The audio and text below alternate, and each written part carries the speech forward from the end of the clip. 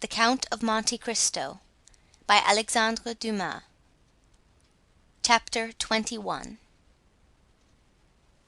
The Island of Tiboulen. Dantès, although stunned and almost suffocated, had sufficient presence of mind to hold his breath, and as his right hand, prepared as he was for every chance, held his knife open, he rapidly ripped up the sack, extricated his arm and then his body; but in spite of all his efforts to free himself from the shot, he felt it dragging him down still lower. He then bent his body, and by a desperate effort severed the cord that bound his legs, at the moment when it seemed as if he were actually strangled. With a mighty leap he rose to the surface of the sea, while the shot dragged down to the depths the sack that had so nearly become his shroud. Dantès waited only to get breath, and then dived in order to avoid being seen. When he arose a second time, he was 50 paces from where he had first sunk. He saw overhead a black and tempestuous sky, across which the wind was driving clouds that occasionally suffered a twinkling star to appear. Before him was the vast expanse of waters, sombre and terrible, whose waves foamed and roared as if before the approach of a storm. Behind him, blacker than the sea, blacker than the sky, rose, phantom-like, the vast stone structure, whose projecting crags seemed like arms extended to seize their prey, and on the highest rock was a torch lighting 2 figures. He fancied that these 2 forms were looking at the sea. Doubtless these strange grave diggers had heard his cry. Dantès dived again and remained a long time beneath the water. This was an easy feat to him, for he usually attracted a crowd of spectators in the bay before the lighthouse at Marseilles when he swam there, and was unanimously declared to be the best swimmer in the port. When he came up again the light had disappeared. He must now get his bearings. Ratonneau and Pomègue are the nearest islands of all those that surround the Château d'If, but Ratonneau and Pomègue are inhabited, as is also the islet of Daume. Tiboulen and Le Maire were therefore the safest for Dantès' adventure. The island of Tiboulen and Le Maire are a league from the Château d'If. Dantès, nevertheless, determined to make for them. But how could he find his way in the darkness of the night? At this moment he saw the light of Planier, gleaming in front of him like a star. By leaving this light on the right, he kept the island of Tiboulen a little on the left.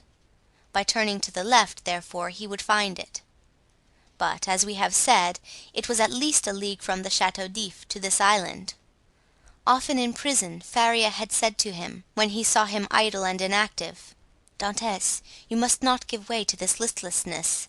You will be drowned if you seek to escape, and your strength has not been properly exercised and prepared for exertion." These words rang in Dantès' ears, even beneath the waves. He hastened to cleave his way through them, to see if he had not lost his strength. He found with pleasure that his captivity had taken away nothing of his power, and he was still master of that element on whose bosom he had so often sported as a boy. Fear, that relentless pursuer, clogged Dantès' efforts.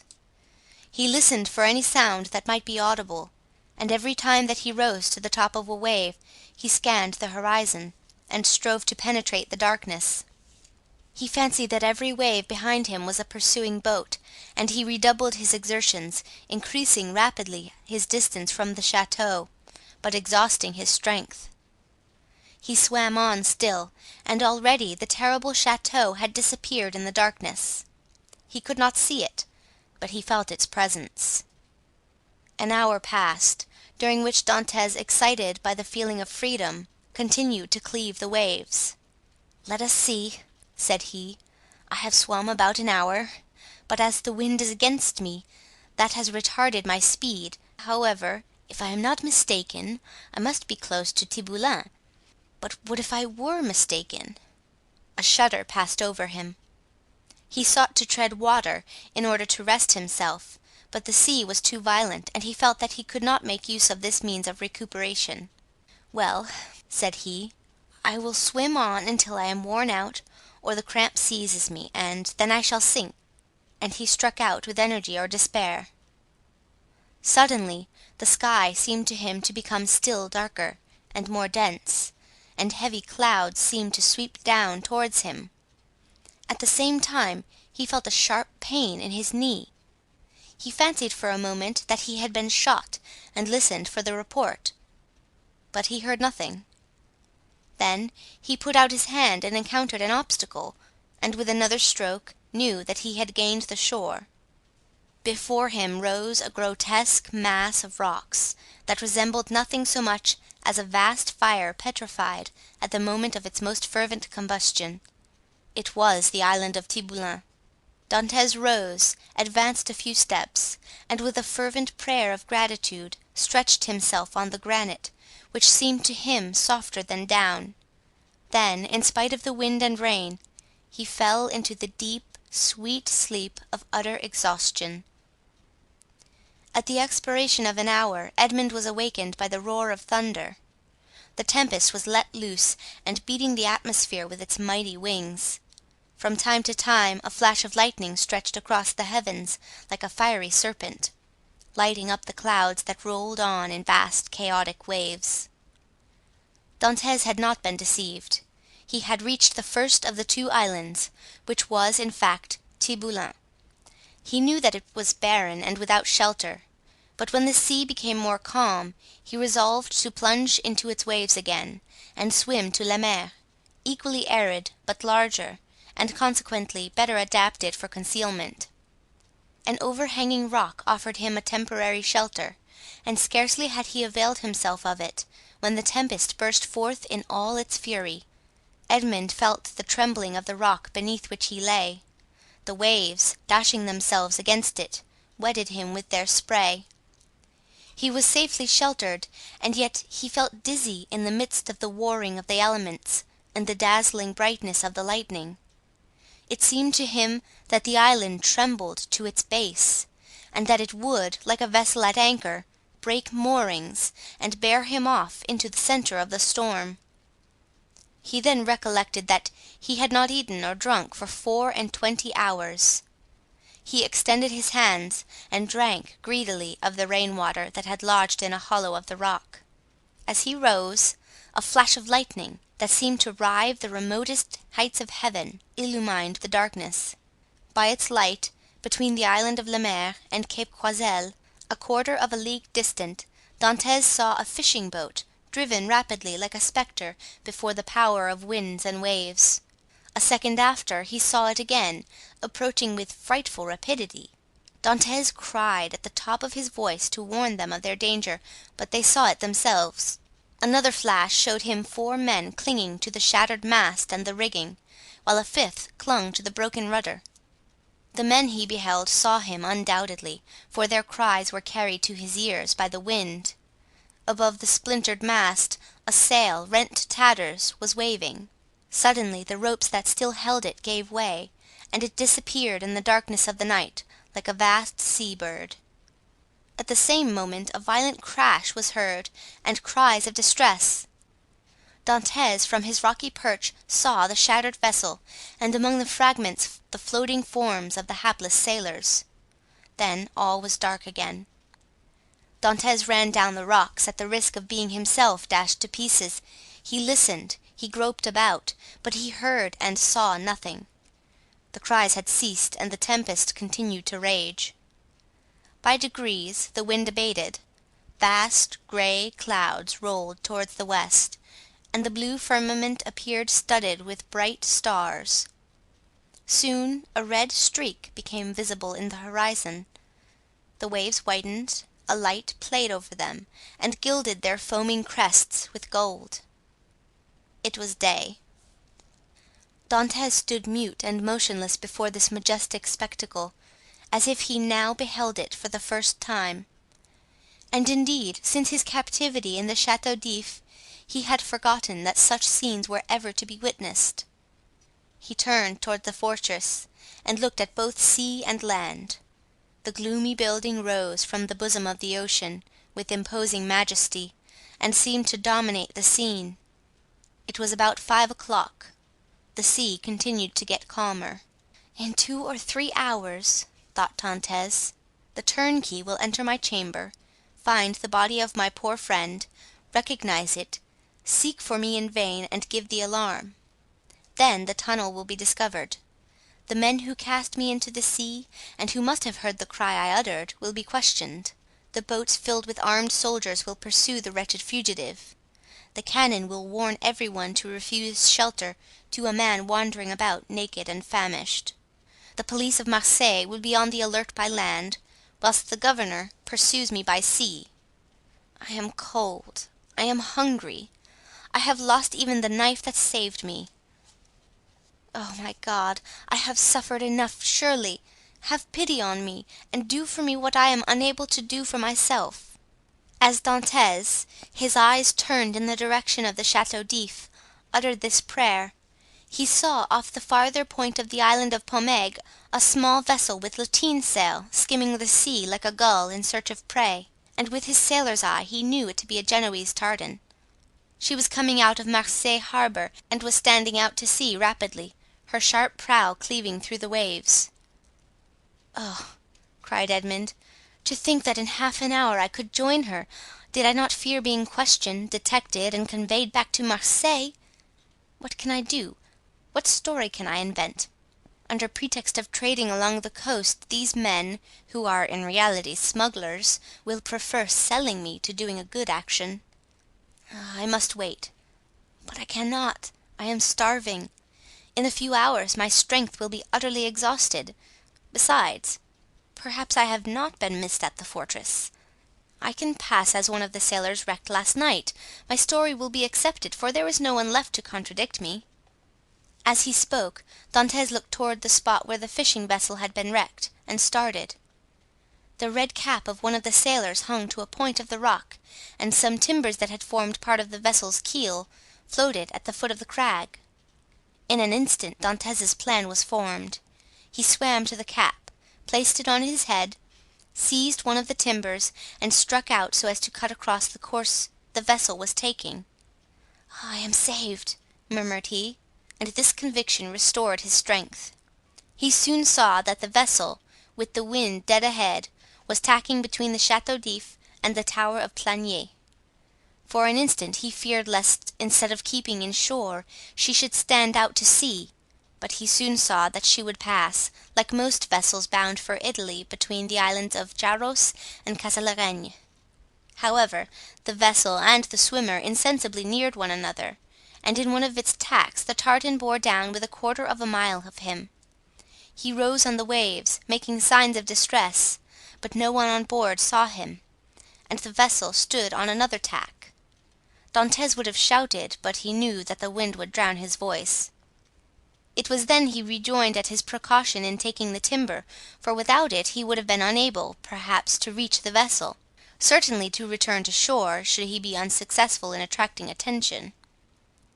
Dantès, although sure as to what course the vessel would take, had yet watched it anxiously until it tacked and stood towards him. Then he advanced, but before they could meet, the vessel again changed her course.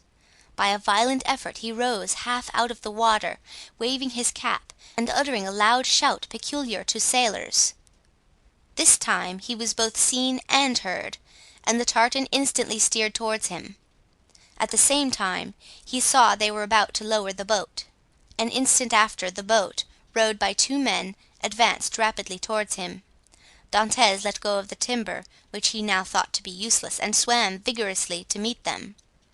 But he had reckoned too much upon his strength, and then he realized how serviceable the timber had been to him. His arms became stiff, his legs lost their flexibility, and he was almost breathless. He shouted again. The 2 sailors redoubled their efforts, and one of them cried in Italian, "Courage!" The word reached his ear as a wave, which he no longer had the strength to surmount, passed over his head. He rose again to the surface, struggled with the last desperate effort of a drowning man, uttered a 3rd cry, and felt himself sinking, as if the fatal cannon shot were again tied to his feet. The water passed over his head, and the sky turned gray. A convulsive movement again brought him to the surface. He felt himself seized by the hair, then he saw and heard nothing. He had fainted. When he opened his eyes, Dantès found himself on the deck of the tartan. His first care was to see what course they were taking. They were rapidly leaving the Château d'If behind. Dantès was so exhausted that the exclamation of joy he uttered was mistaken for a sigh. As we have said, he was lying on the deck. A sailor was rubbing his limbs with a woolen cloth. Another, whom he recognized as the one who had cried out "Courage!" held a gourd full of rum to his mouth; while the third, an old sailor, at once the pilot and captain, looked on with that egotistical pity men feel for a misfortune that they have escaped yesterday, and which may overtake them tomorrow. A few drops of the rum restored suspended animation, while the friction of his limbs restored their elasticity. "Who are you?" said the pilot in bad French. "I am," replied Dantès in bad Italian, "a Maltese sailor. We were coming from Syracuse laden with grain. The storm of last night overtook us at Cape Morgan, and we were wrecked on these rocks." "Where do you come from?" "From these rocks that I had the good luck to cling to while our captain and the rest of the crew were all lost. I saw your vessel, and fearful of being left to perish on the desolate island, I swam off on a piece of wreckage to try and intercept your course. You have saved my life, and I thank you," continued Dantès. "I was lost when one of your sailors caught hold of my hair." "It was I," said a sailor of a frank and manly appearance, "and it was time, for you were sinking." "Yes," returned Dantès, holding out his hand, "I thank you again." "I almost hesitated, though," replied the sailor. "You looked more like a brigand than an honest man, with your beard 6 inches and your hair a foot long." Dantès recollected that his hair and beard had not been cut all the time he was at the Château d'If. "Yes," said he, "I made a vow to Our Lady of the Grotto not to cut my hair or beard for 10 years if I were saved in a moment of danger, but today the vow expires. Now, what are we to do with you?" said the captain. "Alas! anything, if you please. My captain is dead. I have barely escaped, but I am a good sailor. Leave me at the first port you make. I shall be sure to find employment." "Do you know the Mediterranean?" "I have sailed it over since my childhood." "You know the best harbors?" "There are few ports that I could not enter or leave with a bandage over my eyes." "I say, captain," said the sailor who had cried courage to Dantès, "if what he says is true, what hinders his staying with us?" "If he says true," said the captain doubtingly, "but in his present condition he will promise anything, and take his chance of keeping it afterwards." "I will do more than promise," said Dantès. "We shall see," returned the other, smiling. "Where are you going?" asked Dantès. "To Leghorn." "Then why, instead of tacking so frequently, do you not sail nearer the wind?" "Because we should run straight on to the island of Ryan." "You shall pass by it by 20 fathoms." "Take the helm, and let us see what you know." The young man took the helm, felt to see if the vessel answered the rudder promptly, and seeing that, without being a first-rate sailor, she yet was tolerably obedient. "To the sheets," said he. The 4 seamen who composed the crew obeyed, while the pilot looked on. "Haul taut." They obeyed. "Belay." This order was also executed, and the vessel passed, as Dantès had predicted, 20 fathoms to windward. "Bravo! bravo!" said the captain. "Bravo!" repeated the sailors, and they all looked with astonishment at this man whose eye now disclosed an intelligence, and his body a vigor they had not thought him capable of showing. "You see," said Dantès, quitting the helm, "I shall be of some use to you, at least during the voyage. If you do not want me at Leghorn, you can leave me there, and I will pay you out of the first wages I get for my food and the clothes you lend me." "Ah," said the captain, "we can agree very well if you are reasonable." "Give me what you give the others, and it will be all right," returned Dantès. "That's not fair," said the seaman who had saved Dantès, "for you know more than we do." "What is that to you, Jacopo?" returned the captain. "Every one is free to ask what he pleases." "That's true," replied Jacopo. "I only make a remark." "Well, you would do much better to find him a jacket and a pair of trousers, if you have them." "No," said Jacopo, "but I have a shirt and a pair of trousers." "That is all I want," interrupted Dantès. Jacopo dived into the hold and soon returned with what Edmond wanted. "Now, then, do you wish for anything else?" said the patron.